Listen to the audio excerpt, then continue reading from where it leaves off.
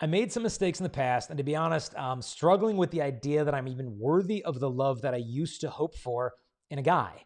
Any tips for getting past this? Well, I think one, to understand that if you're struggling with your idea that you're worthy of the love that you used to hope for in a man, you almost need to detach yourself from this attitude of entitlement. And what I mean by that is that you might have grown up with a feeling of like, okay, if I do XYZ, then I'm entitled to this really good guy.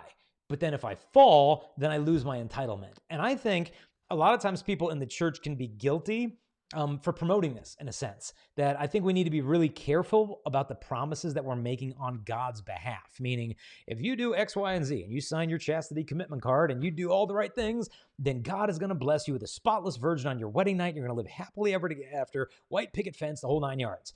And so a lot of people say, okay, I got to do that, then I'm going to get this.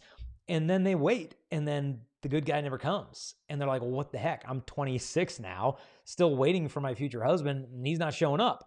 Or, hey, I saved sex for marriage and I met this girl and I've always been waiting for this spotless virgin, but she's got a bad past. Like, is this even the right girl for me? And a lot of this stuff is really rooted in this idea that your vocation is supposed to be some performance-based reward, but it's not. Your vocation is going to be a gift from God, and our God is sometimes a God of surprises. And sometimes he invites us to wait longer than we want to wait. And so if you've made mistakes, please understand, a good spouse was never going to be God's reward to you for being a good girl, okay? And you didn't forfeit that because you've made some mistakes. You're not worth any less because of what you've done or what's happened to you, nor are you worthless because of what's happened to you. Your value hasn't changed. You've probably seen that little skit people do, like a $20 bill, or they get this fresh, crisp 20, and they're like, hey, they ask the teenager, hey, you want the money? And the person's like, oh yeah, I'll take it. And they kind of crumple it up and throw it out. Now do you want it? The person's like, well, yeah, I mean, it's like still money. And then they jump on it or they spit on it or whatever. And they're like, okay, well, now do you want that $20 bill? Like, well, yeah, maybe with some like disinfectant or hand sanitizer, I'll take the thing. But yeah, it doesn't matter what it goes through. The value is still retained. And so one thing that I want to encourage you to think about is that any guy who would value you any less for having gone through the things that you've gone through is not a man who's worthy of you. This is not a man who's worthy of your love. You don't want to spend the rest of your life with some guy who's going to hang over your head and rub your nose in the fact that you made some mistakes in the past. I think hopefully you'd be able to find a guy that can appreciate the woman that you've become today. And so some girls are like, why even bother hoping? Because like, even to find a good guy, why would he want a good girl? Like, why would he want a girl like me? Like, I'm not the good girl. I've made some mistakes.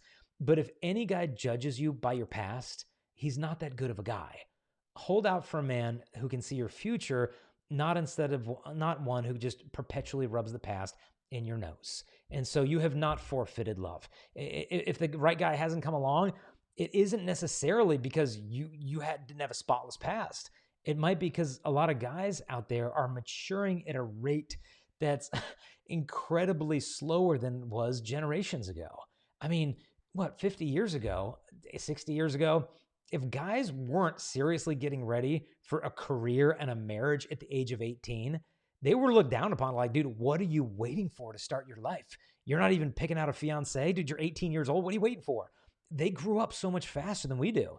And now we've got 30-year-old guys who are still like living in the basement of their mom's house playing, PlayStation 5. And it's like, dude, gotta grow up, and they're just swiping back and forth in their apps trying to find a girl when they don't even know how to look one in the eyes and ask her on a date.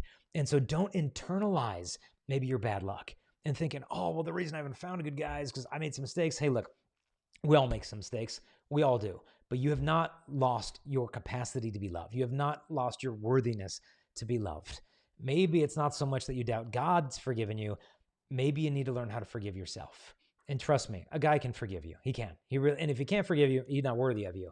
My challenge to you is that you would try to forgive yourself, of being able to let go of that and quit hitting yourself over the head. Because you keep thinking, if I hadn't done this, then I would have had this by now. You have no idea what could be going on right now in your life had you made different decisions. All you know is where you're at today. And God sometimes allows us to fall so we can realize that we're like children to him. And it's like if I'm carrying my daughter, we go up in the woods and camp, and go hiking and off-road all the time. And if I've got to like hike across a big stream or something, I can just pick her up my arms and she can kind of like duck her little neck under my chin, and I'll just lead her across that river and dump her off on the other side. We'll just keep walking. Because she trusts the Father, she's not panicking in my arms. And maybe you've reached kind of a stream in your life and you're wondering, like, I don't know how I'm going to get to the other side. How did I even get here? But just crawl up into the arms of your Father in prayer, tuck your head under his chin, and let him carry you from this point on. Let your vocation be a gift the Father gives to you in his time, not a performance-based reward. So allow yourself to be loved by God and allow yourself to love yourself, because that's exactly what you deserve, is nothing less than love. Hey there, I hope you enjoyed that little clip, but if you want to see the whole episode where this came from, just click the link here. And in the meantime, we want to invite you to help us share this message, and there's a couple things you can do real quick. Number one, if you like or comment or share this video, YouTube will actually show it to more people. Also, don't forget to subscribe, hit the notification bell. We release videos every single day, and you'll be notified as soon as those come out. If you want to help us also to spread this message, you can support us at patreon.com/JasonEvert. That helps us to create these videos and show them to the whole world. God bless.